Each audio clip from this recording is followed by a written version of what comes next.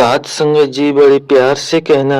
धन निरंकार जी। सात संगत जी, आज हम एक ऐसे विषय पर विचार करेंगे जो हमारे आध्यात्मिक जीवन का आधार है। एक ऐसा सत्य जिसे संतों, भक्तों और स्वयं सद्गुरु ने बार बार समझाया है। विषय है मन बुद्धि से परे है निरंकार परमात्मा। सात संगत जी, जब हम इस दुनिया में आते हैं तो हमें दो सबसे शक्तिशाली उपकरण मिलते हैं। एक है हमारा मन और दूसरा है हमारी बुद्धि। सारा संसार इन्हीं दो के सहारे चलता है। सात संगत जी, मन इच्छाएं करता है, भावनाएं महसूस करता है, सपने देखता है, डरता है, करती है, सही गलत का फैसला करती है, योजना बनाती है।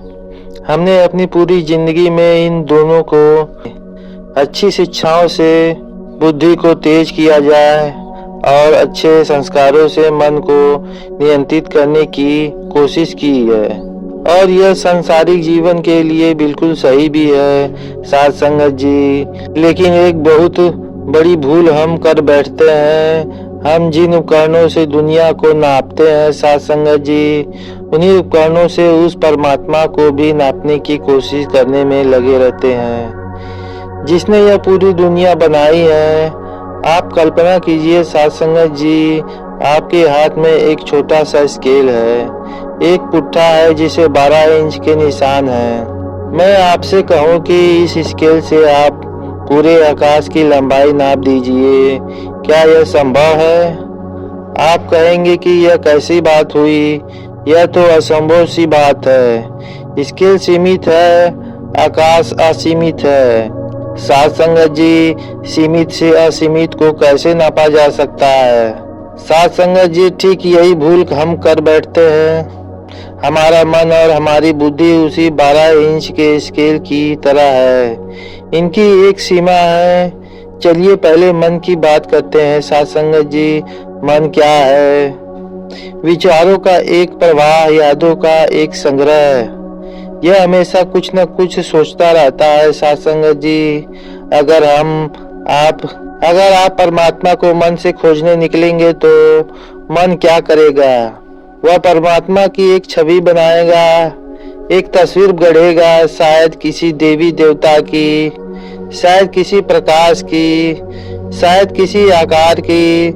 लेकिन साथ संगत जी, हम तो कहते हैं कि एक तू ही निरंकार, जिसका कोई आकार है ही नहीं। मन उसकी तस्वीर कैसे बना सकता है? मन जो भी बनाएगा वह मन की कल्पना होगी, निरंकार नहीं। मन आपको मंदिरों में ले जाएगा, पूरी दुनिया तक, मूर्तियों तक ले जाएगा, लेकिन उस निरंकार तक नहीं ले जा सकता है जो हर कण में है और फिर भी किसी आकार में बंधा नहीं। मन की दौड़ जहाँ खत्म होती है साथ संगत जी, परमात्मा का अनुभव वहाँ से शुरू होता है। अब आते हैं साथ संगत जी बुद्धि पर। बुद्धि तर्क की भाषा समझती है, लॉजिक की। वह हर चीज के लिए क्यों और कैसे पूछती है। परमात्मा हो सकता है जिसने बनाया है, क्यों बनाया है, और अगर वह है तो दिखाई क्यों नहीं देता। साथ संगत जी, बुद्धि एक बहुत तेज कंप्यूटर की तरह है। आप उसे चीनी के बारे में सारी जानकारी दे सकते हैं, उसका केमिकल फार्मूला, इसका इतिहास, वह कहाँ उगती है, कैसे बनती है, सब कुछ कंप्यूटर उस सारी जानकारी को प्रोसेस कर लेगा। लेकिन क्या वह कंप्यूटर कभी चीनी की मिठास का अनुभव कर सकता है? नहीं कर सकता है। साथ संगत जी, मिठास का अनुभव करने के लिए तो जीव चाहिए, उसे चखना पड़ता है। ठीक इसी तरह बुद्धि परमात्मा के बारे में लिखे गए सारे ग्रंथ पढ़ सकती है, सारे शास्त्रार्थ कर सकती है, बड़े बड़े तर्क दे सकती है, लेकिन परमात्मा के आनंद का, उसके मौज का, उसके प्रेम का अनुभव नहीं कर सकती है, क्योंकि अनुभव तर्क से परे है। प्रेम तर्क से नहीं होता, प्रेम तो बस साथ संगत जी हो जाता है। परमात्मा का अनुभव भी एक ऐसा ही घटित होना है। जो बुद्धि के पार है। तो साथ संगत जी, आज हमने यह समझा कि हमारे दो सबसे शक्तिशाली उपकरण मन और बुद्धि जब परमात्मा को जानने की बात आती है तो सीमित पड़ जाती है। वह उस दरवाजे तक तो लग सकता है, लेकिन दरवाजा खोलकर अंदर प्रवेश नहीं कर सकती। तो फिर सवाल उठता है साथ संगत जी, अगर मन और बुद्धि के पार है या निरंकार परमात्मा, फिर रास्ता क्या है? वह कौन सी कुंजी है जो इस दरवाजे को खोलती है? वह कौन सी शक्ति है जो हमारे भीतर हमें मन और बुद्धि के पार ले जाकर इस निरंकार से एक कर देती है? साथ संगत जी, संतों ने, सदगुरु ने हमें बताया है कि मन और बुद्धि के अलावा भी हमारे भीतर एक और आयाम है, एक और शक्ति है। उसे आप सुरती कह सकते हैं, चेतना कह सकते हैं, आत्मा या फिर अवेयरनेस कह सकते हैं। यह चेतना सोचती नहीं है, यह सिर्फ जानती है, यह देखती है, यह साक्षी है। जैसे साथ संगत जी, आप अभी मुझे सुन रहे हैं, आपकी बुद्धि मेरे शब्दों का अर्थ निकाल रही है।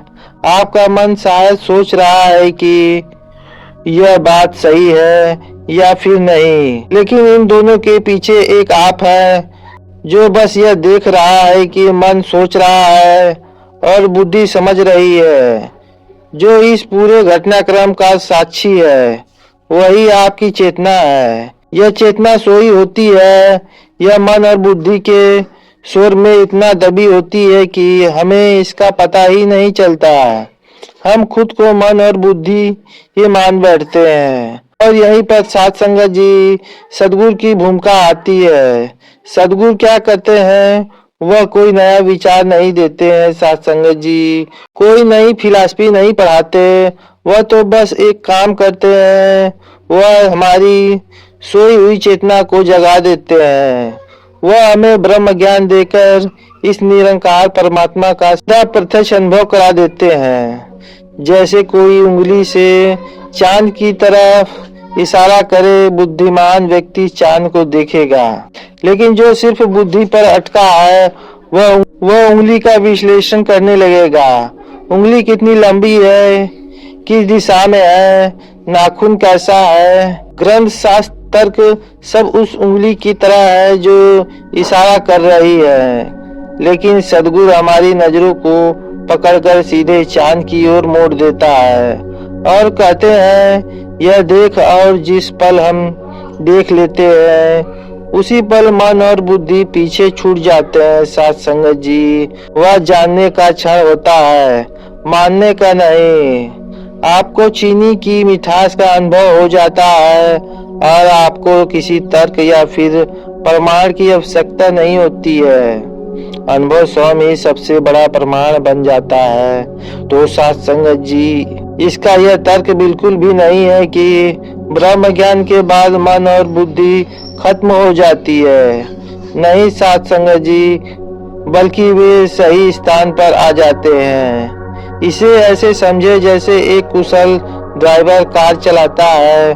उसे पता है कि स्टीयरिंग व्हील, ब्रेक, एक्सीलेटर का कब और कैसे इस्तेमाल करना है, लेकिन वह यह भी जानता है कि वह खुद कार नहीं है, वह कार का चालक है।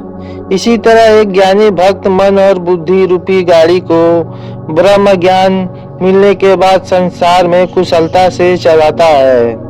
लेकिन हमेशा याद रखना साथ संगत जी, वह तो इस निरंकार का अंश है, इसका साक्षी है। तो साथ संगत जी, परमात्मा मन और बुद्धि से परे है। इसका अर्थ यह नहीं है कि हमें उसे फेंक देना है। इसका अर्थ है कि हमें इसका सही उपयोग समझना है और इस निरंकार को जानने के लिए उस आयाम में प्रवेश करना होता है जो इसके पार है, और वह है चेतना का आयाम, अनुभव का आयाम। फिर हम परमात्मा को ढूंढते नहीं, आज संगत जी परमात्मा में जीते हैं। साथ संगत जी, हमने अब तक यह समझा कि यह निरंकार परमात्मा मन और बुद्धि से परे है। और सद्गुरु की कृपा से ब्रह्म ज्ञान द्वारा इसे सीधा अनुभव होता है। लेकिन यहाँ एक बहुत गहरा और मायने रखने वाला सवाल उठता है। बड़े ध्यान से सुनना साध संगत जी, एक ऐसा सवाल जो शायद आप में से कई लोग के मन में आया होगा कि ज्ञान तो मिल गया, सद्गुरु ने उंगली पकड़कर दिखा भी दिया, पर फिर भी यह मन क्यों भटकता है? यह बुद्धि बार बार तर्क क्यों करती है कि क्या यही है, क्या बस इतना ही, क्या यही वह अंतिम सत्य है जिसके बारे में ग्रंथों में इतना कुछ लिखा है? साध संगत जी, ऐसा क्यों होता है? क्योंकि साध संगत जी, हमारे मन को चमत्कार देखने की आदत है। हमने जीवन भर कहानियां में सुना है कि परमात्मा मिलेगा तो कोई तेज रोशनी होगी, कोई अनहद नाद सुनाई देगा, कोई चमत्कार घटित होगा। हमारा मन एक इवेंट, एक घटना का इंतजार करता रहता है, लेकिन यह निरंकार कोई घटना नहीं साध संगत जी, यह हमारा स्वभाव है। यह तो वह आकाश है जो हमेशा से था और रहेगा। सद्गुरु ने बस हमारी आंखों से पर्दा हटाया है।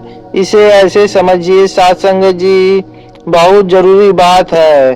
बड़े ध्यान से सुनना साध संगत जी।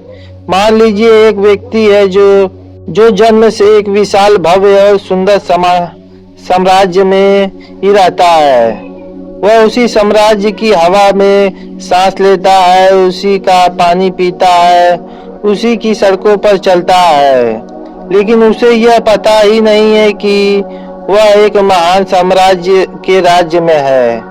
वह इसे एक साधारण जगह समझता है।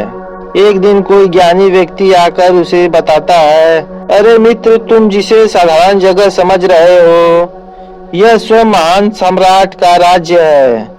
तुम हर पल उसी की छत्र छाया में हो। अब आप बताइए, उस व्यक्ति के लिए क्या बदला? जगह नहीं बदली, हवा पानी नहीं बदला, बदला क्या? सिर्फ एक दृष्टि, एक समझ, एक एहसास। पहले वह अनजान में ही जी रहा था, अब वह जाग कर ही जी रहा है। अब उसे हर चीज में उस सम्राट की मौजूदगी का एहसास होगा। तो साध संगत जी, ब्रह्म ज्ञान यही करता है। यह हमें किसी नई दुनिया में नहीं ले जाता है, यह इसी दुनिया में, इसी शरीर में रहते हुए इस निरंकार की मौजूदगी का एहसास करा देता है। यह कोई चमत्कार नहीं, यह सत्य का अनावरण है। साध संगत जी, इन्हीं वचनों से दास वाणी को विराम देते हुए प्रेम और सत्कार से बोलिए, धन्य निरंकार जी।